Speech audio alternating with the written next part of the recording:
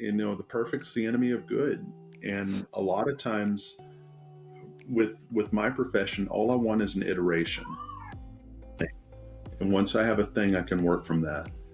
And AI is incredible at giving me a thing. And if I say that's not the right thing, it's like, cool, but you can tell me the difference between what this is and what you want, right? Whatever it is that's blocking you, whether it is a learning way you learn, whether it is an analogy style, whether it is a tone of voice, whatever it may be, AI is going to be able to meet you there.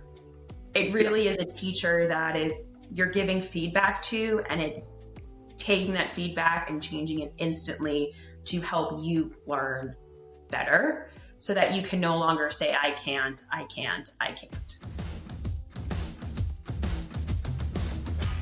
On today's episode, we're talking about that voice in your head, the one that says, I can't do this.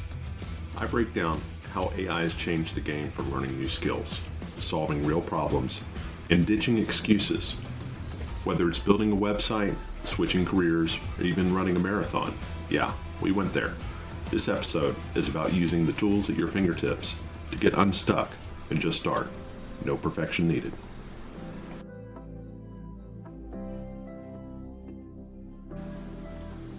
Let's be honest. Most of us don't even start something because we've already convinced ourselves we can't. I can't code. I can't switch careers. I can't run a marathon. I can't run a business. Whatever it is, there's this imaginary wall that pops up and it keeps us from doing it. Then someone else, someone with more time, more money, more brains, gets to do the thing that we wish we could do. But if I've learned anything recently, it's that this wall, it's just an excuse I made, and it's probably not even real. Here's what shifted for me. I've used AI to pull off things that I honestly thought I couldn't do. Now that I've seen it actually work, it's taken away all of my excuses. You can do this too. You can use AI to smash through that wall, not in a welcome to the robot future kind of way, but the actual practical stuff. Do you need a website? AI will help you plan it, write the copy, generate the art, and either code it yourself or choose a tool to make it. If you get stuck, it'll act like an instructor for you. It'll give you step-by-step instructions on what to do to make it work. And this isn't just for tech stuff either. It works for almost anything. Need to map out a new project or break a big goal into manageable pieces? AI can take a rough idea and get you to a first draft in an astonishingly short amount of time. I often procrastinate for much longer than it takes me to actually do the work. Remember, you don't have to become an expert at everything. You just need to be willing to learn. AI gives you a place to start. It gives you a draft, a plan, a chance to learn by doing without the stakes being so high. So for this episode, Julianna and I are swapping stories about those I can't moments. It's like making the jump from customer service to business analysis, or using AI to build a fitness plan that actually fits your life, or planning the perfect event with your friends, not some influencer's highlight reel. We'll dig into the prompts, the tools, and the mindset that shifts you away from the I can't to getting you moving. Step 1, right now, from the bottom of the mountain, not someday from the top. And it's not a pep talk. It's definitely not fluffy. It's the real, practical stuff that we wish someone had told us earlier. Let's get into it. Good morning, Julianna. How are you? I'm good. I'm excited for our conversation today. We always have some great combos. I know there's a topic that you feel, I don't know if passionate's the right word, maybe it's excited about, but why don't you go ahead and tell everyone? It's passionate. The thing that is really interesting to me about the world that I live in right now is just how complex it's become. There's all sorts of amazing things out there. Every single day, somebody's telling you about, oh, have you heard about this? Or have you heard about that? And all these different ideas. And the problem for me is that there's so much out there that I can't do it all. I have to limit my scope in order to be able to be an expert at the things that I need to execute on. People pay me to do things. I should probably be pretty good at those. And now I've got a tool that allows me to do literally whatever I want.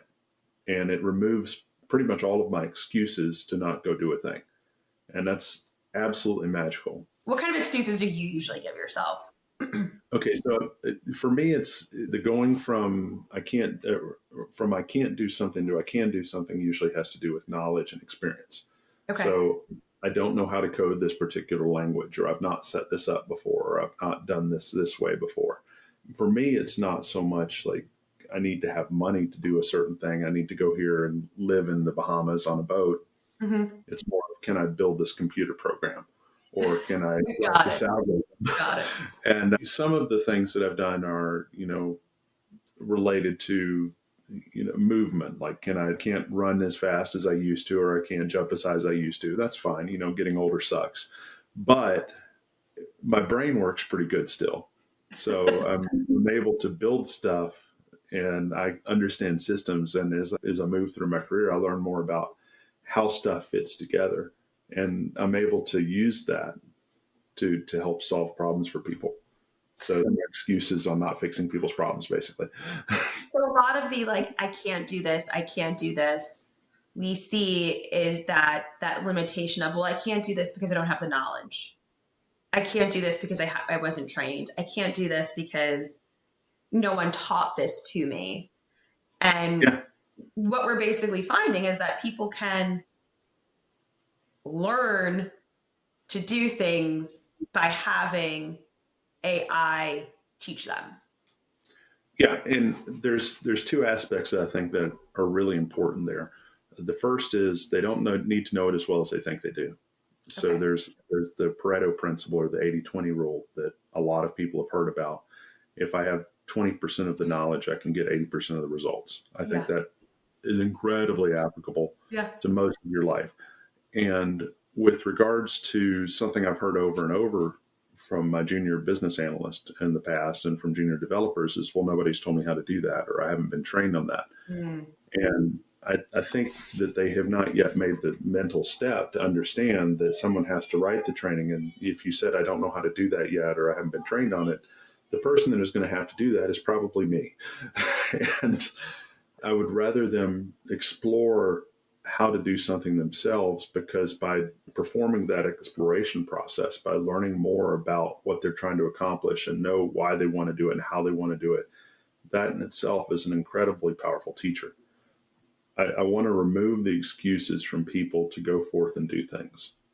And that's where AI can come in. Let's have an actual example of an I can't statement. So you choose an I can't statement that maybe is more tech focused, something in your life, and then I'll choose an I can't statement that's, a little more fun. So if there's a listener who isn't in the tech space thinking about coding, but is saying, I can't run a marathon, as an example, and we can both break those down to how technology can help with that. Oh yeah, absolutely. The easy one for me is I can't build this. Like the one that I hear so often is, I can't build a website. Everybody has a brand or has an idea that they want to do, and I need to put this website out there. Or I can't write some sort of code. So we'll start with that from my side. Okay. And on my side, we'll say, I can't run a marathon. I've never been a runner, but I can't run a marathon. Sure.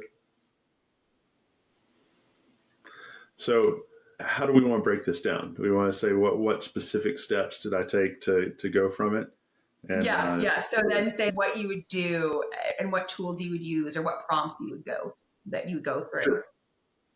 For me, it would be clearly to define what the problem is. And I think often, like looking at it from a perspective of a technologist, I want to say, okay, what am I trying to solve for? What does success look like? And once I have a clear understanding of what that is, I need to break it down into actionable steps. So we call that decomposing the problem. But from my perspective, if I want to say build a personal website, I need to say, okay, why do I need to build a personal website? I want to get my name out there, my brand out there. I have to ask myself a couple of questions. It's like, okay, well, do you have a LinkedIn profile? Yes, I do have a LinkedIn profile. Mm-hmm. Will that work? No, I needed to do this. I need to promote this particular thing. Okay. What particular thing do you want to promote? Well, I'm not sure. Okay. Well, the people that visit your website won't be sure either. So typically I'm going to try to push someone to have a purpose for something before they actually go and do a thing. Because otherwise you're just adding to the white noise that's out there in the world. But if you have a reason to do something and it's a valid reason, you think, and all of us have our own ideas about stuff, Mm-hmm. it can be valid to you, and the rest of the world looks at you and kind of scratches your head. But I mean, there are videos out there that have millions and millions of views that I just do not understand, but my children watch them over and over. I don't get it. I don't get it. So if you've got an idea, the first thing is, what is my idea? And this is where people get stuck. And I think it's the blank page dilemma, or if you're in a startup, or if you're starting your own company, it's the greenfield dilemma. So I've shown up and there's nothing. Okay, well, what would I do? Well, you figure out what you want to do next. It's like, well, crap, I don't want to do that. It's like, I don't know what to do. There's like somebody's supposed to tell me what to do. And you've got to figure it out. And before, it's like the explorer that crosses the river and says, I'm going to build a city here. And they had to have the vision of what the city looked like. Right. And I think that the problem is that we have this concept that we want to have the full thing fleshed out in our head before we can start doing anything. And I want to challenge that. There's this concept called Gall's law, and it's any significantly complex thing that works started with a much simpler thing that also worked. I love that. So for your coding example, or you want to build a website example, sure, you're going to go, all right, well, LinkedIn's not going to work, but I'm going to find a different platform. So after you find the different platform, let's say it's one that involves coding. Sure. Is it something where if someone's not a coding expert, they can then open up a GPT or a Gemini or whatever AI tool there is and tell them, this is what I want it to look like? Like, how would you approach that? Would you build something in like a Canva and then feed it to a GPT and ask them for the Python code? Is that something that an AI can do? Is that something that you would ask it to do? Yeah, but the question you have to remember to ask yourself is, why am I doing this? So the thing, there's a lot of different ways to solve your problems. Sure. And again, if we're starting with that simplest solution in mind, say, does it need to have this? Does it need to have this? Like, I could go out and get hosting from GoDaddy or from something, and I could find a place to deploy it. And then I could learn how to use their back end. And then I could figure out where to host the code, write the HTML, write the CSS, write the, get much more complicated than I need to. But, or I could use a Wix page, or I could use a Square page. Is it Squarespace page? Yeah. Or yeah. I'm a huge proponent of Notion. I love Notion. I can even make a website on Notion, and it'll do the same things I need. And the difference is, it's a very now thing. I can have something that works now without getting super complicated. I was talking to a CTO in healthcare last night, and he said that when he took the job, the reason he took the job is that one of the board of directors for this company came and talked to him. He just ran into him somehow, and he brought up his problem, and he started saying how he would solve it. And it wasn't an interview. And this is, I think, at the highest level, you get these jobs, a lot of times it's not because you quote interviewed for them, but you had a conversation that kind of turned it into an interview. And with him, he was given a problem and he gave us a potential solution. And the thing that was so different was that the people that this guy had been talking to, this board of directors had been talking to, wanted to do like the full featured enterprise solution. Would have cost him millions of dollars to do, fully deployed, fully realized, everything is built out. But this was a startup. They didn't need that. They didn't have any customers. They were zero. Why do you need to build it out like you've got 100,000 people using your system when you have zero people using your system? So his vision was to start small and then build it in a way that could scale. And that makes just a huge amount of sense for somebody that's trying to be really careful with where the dollars are being spent. So he's really saying, I can't go in and do this $1 million project. Well, you could, but you didn't have the $1 billion. Right. Well, that's the big thing. The I can't is coming from, we don't have the budget. I can't do this. We don't have the budget. But what I can do is take it step by step by step. So if we were to go to my example, like running a marathon, first, my why is I'm not going to run a marathon. I've attempted several times, didn't even make it to the finish line, but it all comes down to training.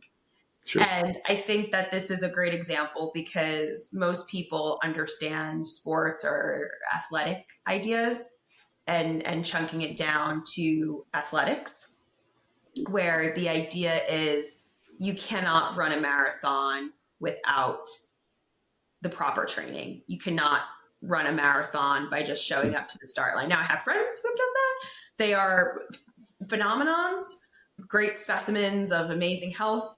But all this to say is that, if I had to run a marathon, I'm going to break it up and do it really small.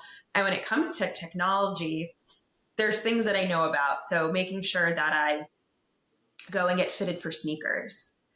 And if you've ever been fitted for sneakers, they use technology, and it's older technology, but they use video cameras and they slow it down to see your gait, to see how your foot pronates. There's technology where you stand on a pressure plate and they see just how your foot is and where you hold the pressure to get the proper sneaker. Then to take it into newer things, there's so many different methodologies to training, and asking AI if you didn't want to buy a training plan. So similar to the website example you said, there's so many training plans out there, but technology is really great, especially AI, to say, this is what the weather forecast is supposed to be this week. This is the part of the city that I'm in. Maybe you're traveling out of town. Give me running routes. Give me running ideas. What should my runs be? And then even cooler, I was thinking about it, is you could probably say, I want to do a long run. So I want to run 10 miles today, and I want to make sure every mile is a 13-minute mile. What are some songs that keep the cadence for that? And then use that information to go and build a playlist. So I think that is kind of cool that, you have a CTO of a healthcare company who is basically looking at it saying, I can't do what I want to do, but I can do it by figuring out the problems and going iteration kind of wise. But then also in your own life, you can say, I'm crazy and I want to run a marathon. And now I have a lot of technology that's going to help me, versus maybe 25, 30 years ago when it was just, okay, put on your Nikes and your sweatpants and go and do it. Well, let's talk back and go into specifics. I just prompted AI and I said, hey, look, this is how we're talking. We're going to solve it. It's like an example for a fun idea is I want to run a marathon. I don't. Yeah.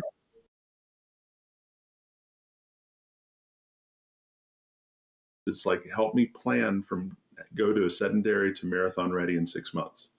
And then AI gives you simple marathon training programs, couch to 5K to 10K to half marathon pathways, weekly breakdowns, mileage, rest days, recovery.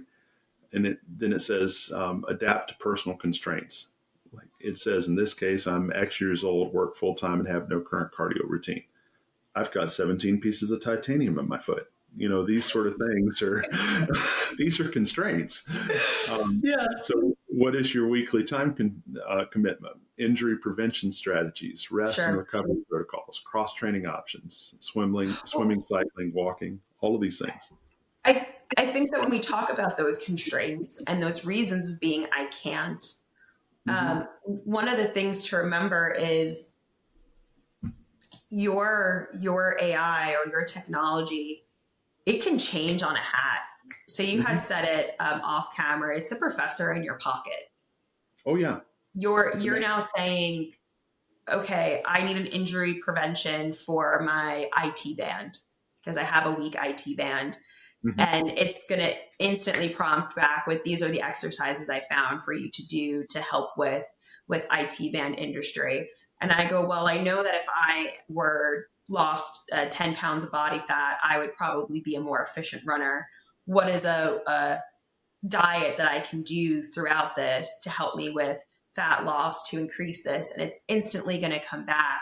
And it really is I can't run a marathon because I have my IT band injury. I can't run it because my clothing, right? Like Sure. what is the best sports bra to use? What are the best socks to use, right? I Yeah. always get blisters. What are the best blister band-aids? Like I can't. And it's almost like this accountability of partner being like, well, you can, this is just what you have to do. Well, take it the next step. So after it stopped with the last bit, there's a couple more things I want to cover because I think this is the actual guts of it. Turn it into a system, add metrics and feedback loops, add Mm-hmm. support systems, and then stress test the plan. So it says put it into something that you track. I cannot stress enough how important that is. If you start documenting things, if you start putting it into something you can actually track and execute on, it changes the way that you perceive it. Mm, Like if you're trying to lose weight, that 10 pounds, you start tracking the food that you eat. You start tracking your exercise. mm-hmm. There's apps for that. It'll suggest the apps you use. And then after a week, after 2 weeks, after a month, after 2 months, you start seeing patterns of what works and what doesn't work for you. And if you're keeping track of that over time, you're able to have those feedback loops in place, see that this is working. You do have the metrics that prove that it's working. It starts building confidence in you. And Right. then it's talking about adding support systems. It offers to act as a virtual coach for you, encourage you, challenge you, track streaks. That's good. But I would also, I'd recommend talking to people as well. But Yeah. it's a mindset shift. It's a paradigm shift from the I can't to I can. And it'll guide you to that. But you still have to do the work. I'm really curious taking this idea of I can't, and how could an individual who wants to change industries, Sure. so let's say they are a customer service representative and they want to get into a different industry. We can say it's IT. We can say it might be project management. It might be being a business analyst. How can they use this idea of I can't?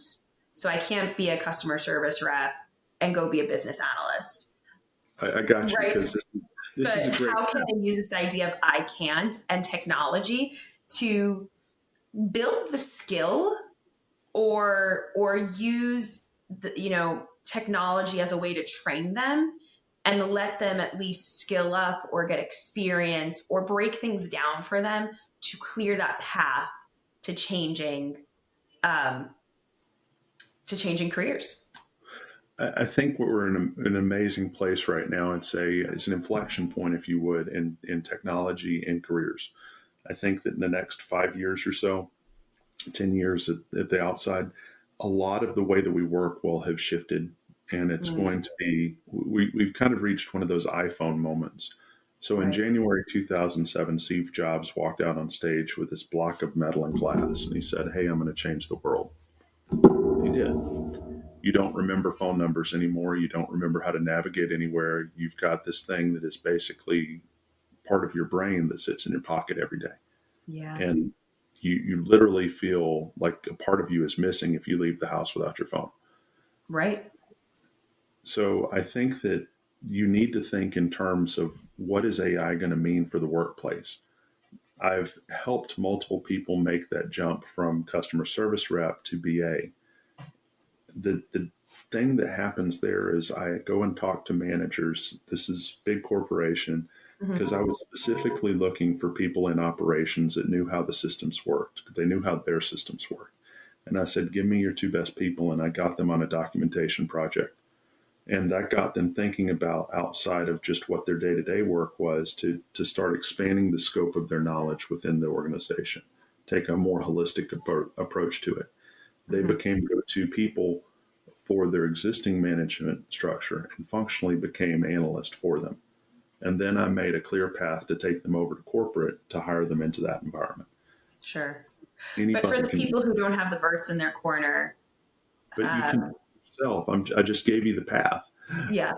The path is find out what your managers need that they don't have, Okay. understand what's lacking in your systems, and figure out a way to do that.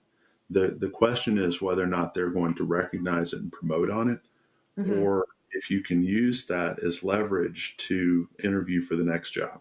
So Okay. And if you if don't have that skill, maybe using yeah, technology as a way to coach you. exactly. And I think it could be something as simple as, in customer service jobs, a lot of times I don't see good documentation.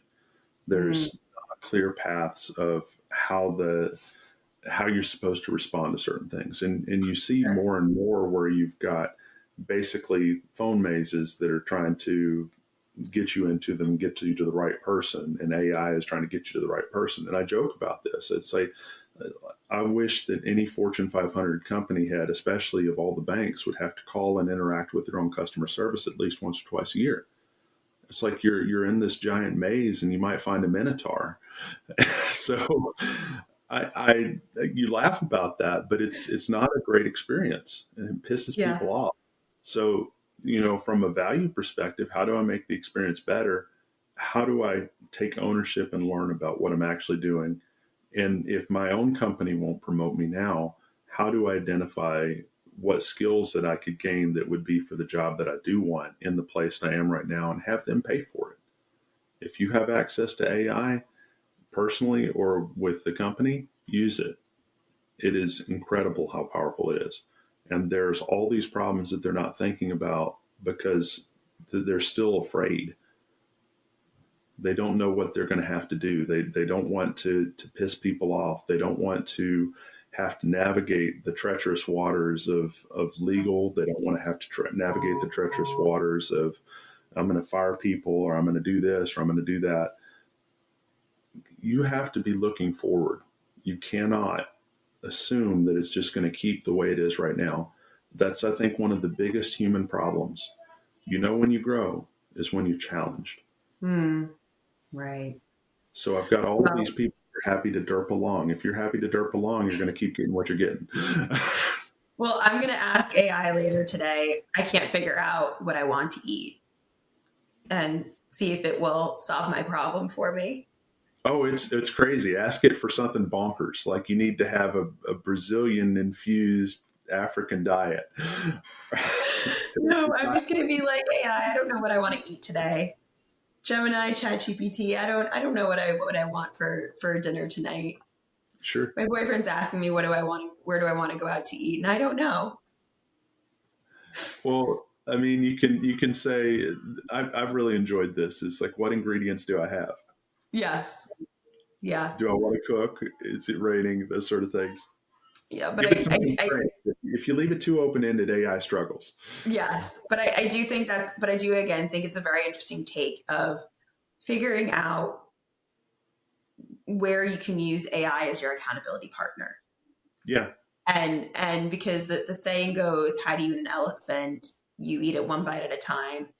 And most people, you said it earlier, most people get overwhelmed and they can't figure out where to start, even with that one bite. And telling it to someone, a lot of times when your friends give you advice, you don't want to listen. But when you have a neutral party like a GPT, they are going to say, okay, you can't do it. And you're telling me you can't cook because no one ever taught you. Let me teach you. Let yeah. me write instructions for you so that you understand how to make tomato sauce. How to You go from want me burning to, water to yes, you want me to explain to you why we're putting salt in the water and have an analogy of cars to explain it. I can do that for you. And sure. really, whatever it is that's blocking you, whether it is a learning way you learn, whether it is an analogy style, whether it is a tone of voice, whatever it may be, AI is going to be able to meet you there. It Yeah, really is a teacher that is you're giving feedback to, and it's taking that feedback and changing it instantly to help you learn better. so that you can no longer say, I can't, I can't, I can't. Yeah, I think our excuses are gone. I hate that because I like excuses sometimes, Ugh, but it's my raining. I excuse, can't run the marathon. It's I can't raining. do it. It's too hard. It's too annoying. But the thing that's so amazing about it is that we get so focused on the perfect, and Yeah. the perfect's the enemy of good. And a lot of times with my profession, all I want is an iteration. I want a Hmm. thing, and once I have a thing, I can work from that. And AI is incredible at giving me a thing. And if I say that's not the right thing, it's like, cool, but you can tell me the difference between what this is and what you want, right? Yeah. And you can. And the risk is lower than you think. The difficulty in understanding how to go from where you're at to where you want to be is that you do have to start somewhere. And a lot of people are afraid to do that start. So just start and you go, Just log on, create yourself a free AI account and play around. just start. And I promise you, it's not as scary as you think. It's not going to take over the world. You don't have to wear a tinfoil hat to use it. Well, Bert, another great episode where I feel a Absolutely. little triggered because now I can never tell you I can't. Well, yeah, I don't like it either, but my excuses are being removed like rocks from a stream and the water is flowing faster and faster. Well, as always, a great episode, and I'll see you next time. Thanks, Juliana. Bye. Thank you for listening to today's episode. If you'd like to learn more, you can visit our website at www.acceleratinghumans.com, or you can reach out to me at bert@acceleratinghumans.com. That's BERT at acceleratinghumans.com.